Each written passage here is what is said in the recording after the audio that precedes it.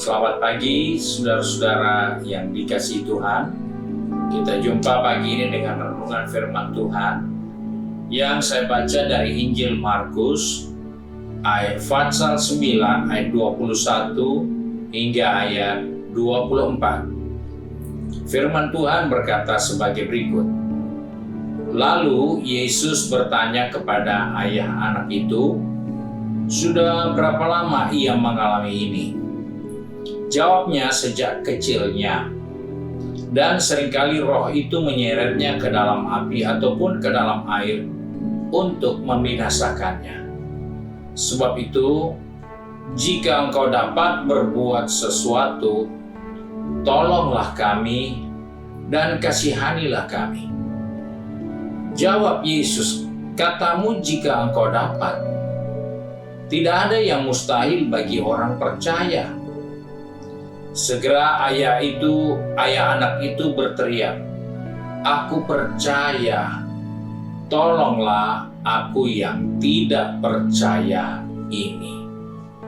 Saudara-saudara yang dikasihi Tuhan, ini satu kisah yang terjadi terhadap satu rumah tangga di mana salah seorang anaknya yang mengalami masalah penyakit, dan sakit itu membahayakan nyawa anak yang seringkali diserang oleh sakit itu. Karena dia seringkali diseret ke dalam api dan juga ke dalam air, dan itu akan merenggut nyawanya. Sebab itu dalam kondisi yang seperti itu, maka orang tua dari anak itu berkata, "Yesus, jika engkau dapat berbuat sesuatu, tolonglah kami dan kasihanilah kami." Hal ini mengajar kepada saya dan saudara bahwa seringkali di tengah-tengah beban, di tengah-tengah pergumulan, kita tidak tahu apa yang kita butuh. Yang sebenarnya kita butuh adalah kesembuhan. Tapi orang tua ini sampai kehilangan akalnya untuk dapat berkata, "Yesus, jika engkau dapat menyembuhkan dia, tolonglah kami dan kasihanilah kami." Dia hanya katakan di sini, "Yesus, jika engkau dapat berbuat sesuatu." Sesuatu itu apa saja, namun tidak menunjukkan kepada kesembuhan. Mungkin saja sesuatu itu meringankan, tidak separah sebelumnya. Itu sesuatu juga. Mungkin untuk sembuh sebulan sekali bisa anfal 2 kali. Ini setiap hari. Bisa saja itu sesuatu terjadi. Setiap hari ada gangguan terjadi seperti itu, tapi karena Yesus berbuat sesuatu bisa saja terjadi. Ya, seminggu hanya sekali saja anfal, atau seminggu 2 kali saja anfal. Tetapi di sini kita melihat bahwa orang tua dari anak ini, dia percaya, tapi dia katakan yang tidak percaya. Nah, ini adalah tanda dari suatu keraguan yang sudah muncul pertama, karena dia tidak berani beri kepastian bahwa Yesus mau beri kesembuhan untuk anaknya. Sebab itu dia katakan, "Kalau engkau dapat berbuat sesuatu." Disinilah yang seringkali menjadi kendala dalam diri kita untuk melihat pertolongan Tuhan, yang mana Tuhan ingin menuntaskan, tapi kita harapkan tidak usah tuntas. Seperti orang tua ini. Berbuat sesuatu itu bukan berarti berbicara tentang kesembuhan, tapi itu sesuatu yang mungkin perubahan, arahnya lebih baik.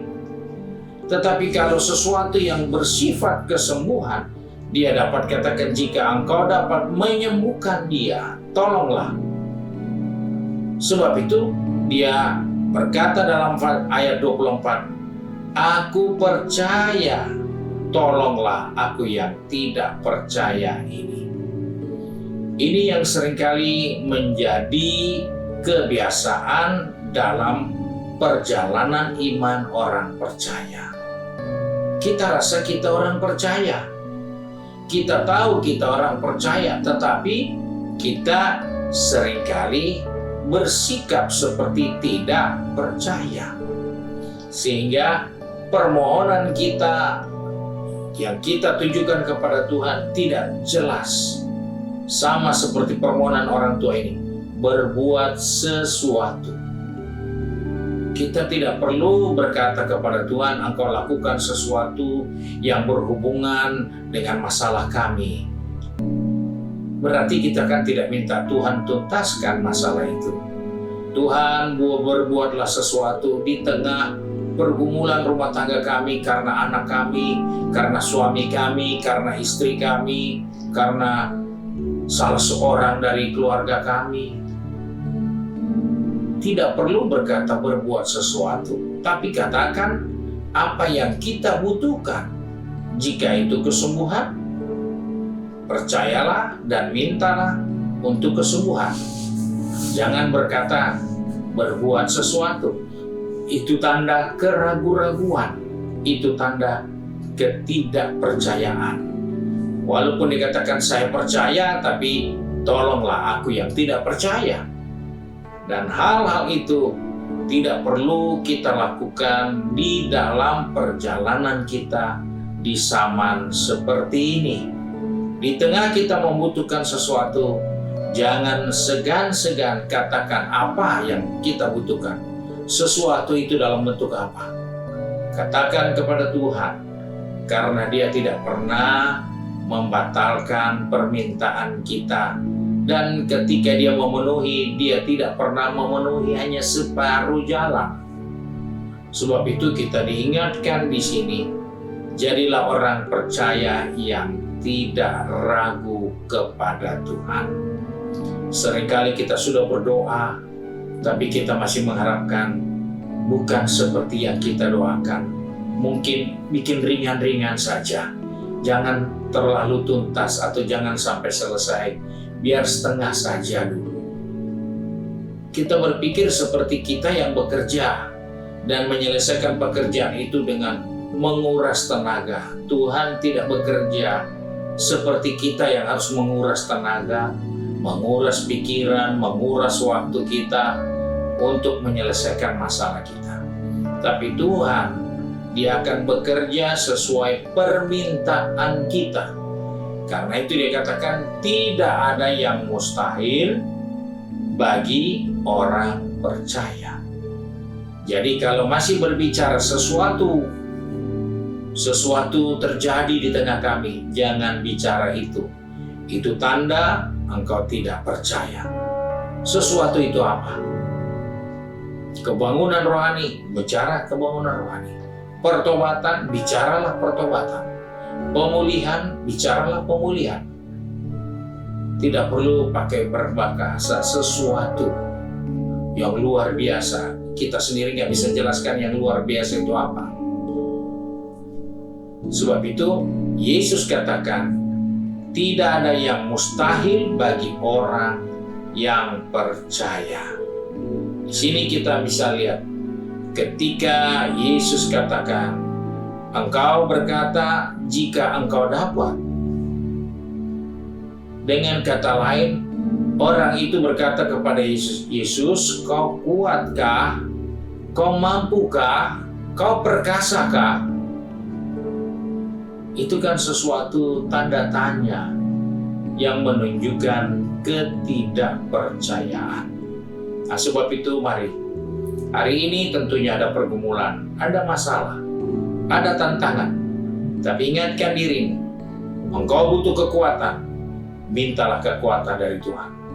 Engkau perlu pertolongan, pertolongan apa? Mintalah kepada Tuhan. Jangan pernah ragu, karena bagi orang percaya tidak ada yang mustahil. Mari kita satu dalam doa. Kembali kami datang kepada Bapa di surga dengan mengucap syukur karena firman-Mu mengajar kepada kami untuk datang kepadamu dan meminta sesuatu dengan tidak pernah ragu, dengan tidak perlu bimbang.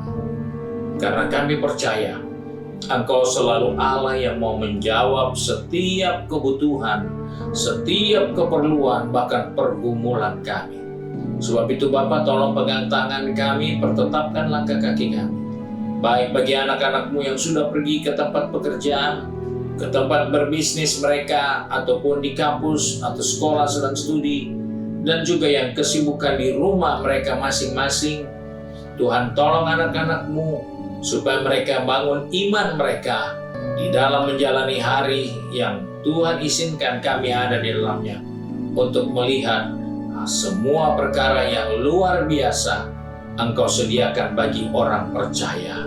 Terima kasih Bapa untuk semua janji kemenangan di dalam Engkau.